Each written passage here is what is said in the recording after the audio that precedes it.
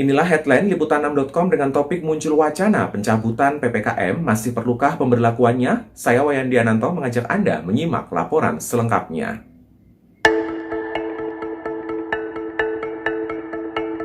Sahabat Liputan 6, sejumlah pakar di Indonesia mengusulkan pencabutan pemberlakuan pembatasan kegiatan masyarakat atau PPKM seiring pandemi COVID-19 yang dinilai telah terkendali. Kekebalan masyarakat terhadap virus corona pun meninggi. Seluruh provinsi di Indonesia berstatus PPKM level 1 sesuai instruksi Menteri Dalam Negeri.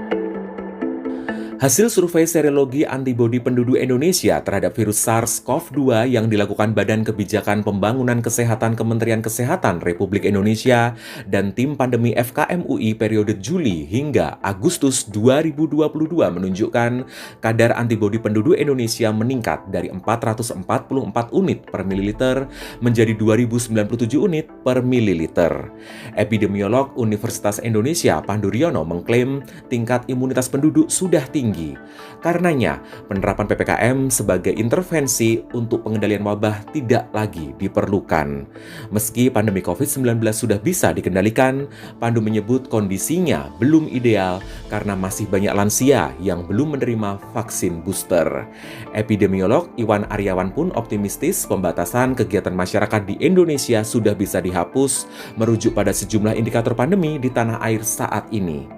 Ia mengingatkan kondisi COVID-19 di Indonesia yang makin landai harus dijaga. Penguatan protokol kesehatan dan vaksinasi mesti digencarkan untuk mencegah lonjakan kasus COVID-19. Pembahasan pencabutan PPKM akan didiskusikan bersama Presiden Joko Widodo.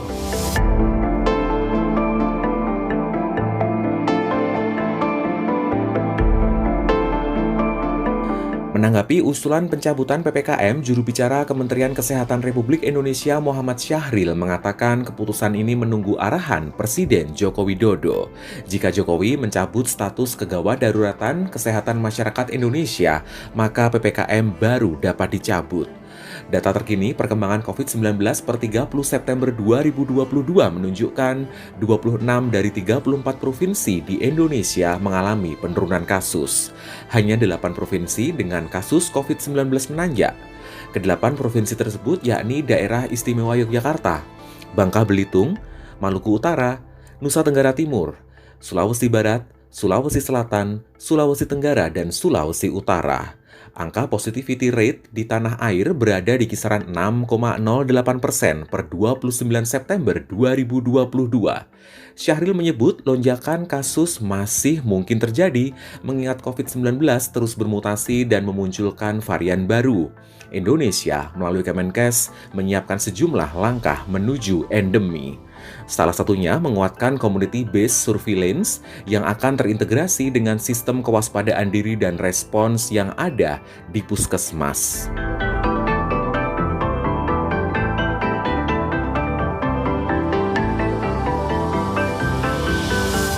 Berbeda dengan Kementerian Kesehatan, Pandu Riono menyebut PPKM justru dapat dicabut lebih dulu dibanding status kegawat daruratan kesehatan masyarakat.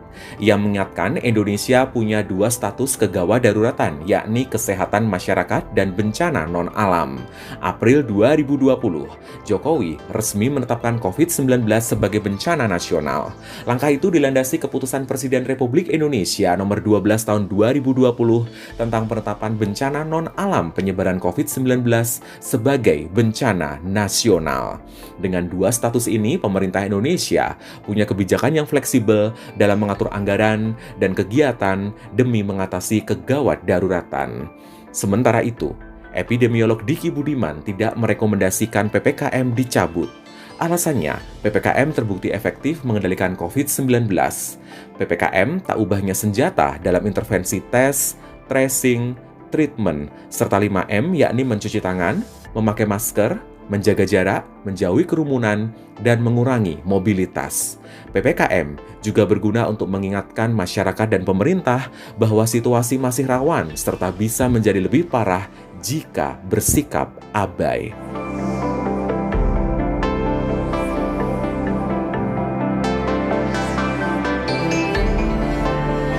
Wacana pencabutan PPKM sampai ke telinga wakil rakyat. Anggota Komisi 9 fraksi PAN Saleh Daulay berpendapat pencabutan PPKM harus didasari data evaluasi terkait pelaksanaan termasuk grafik penurunan atau kenaikan kasus COVID-19 di tanah air. Pemerintah juga harus mendengar rekomendasi para ahli yang paham betul pandemi, khususnya varian baru yang muncul seperti Omikron. Selain itu, pemerintah harus mendengar aspirasi masyarakat karena merekalah yang merasakan betul dampak penerapan PPKM. Anggota Komisi 9 fraksi PKS, Neti Prasetyani Aher mengingatkan keputusan mencabut atau tidak PPKM harus didasari evaluasi menyeluruh, termasuk status pandemi global yang belum dicabut WHO. Neti menyebut 3 hal yang harus diperhatikan terkait wacana pencabutan PPKM. Pertama, kesiapsiagaan fasilitas kesehatan untuk melayani bukan hanya soal COVID-19, namun penyakit dan gangguan kesehatan lain yang mengancam ketahanan nasional. Kedua, memperkuat ketahanan dan kemandirian obat, vaksin, serta alat kesehatan sebagai perlindungan dari pemerintah untuk masyarakat.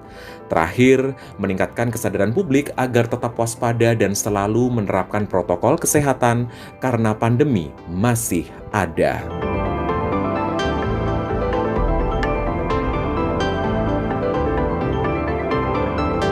Sahabat Liputan 6, sekian headline liputan6.com. Saya Wayan Diananto undur diri. Sampai jumpa.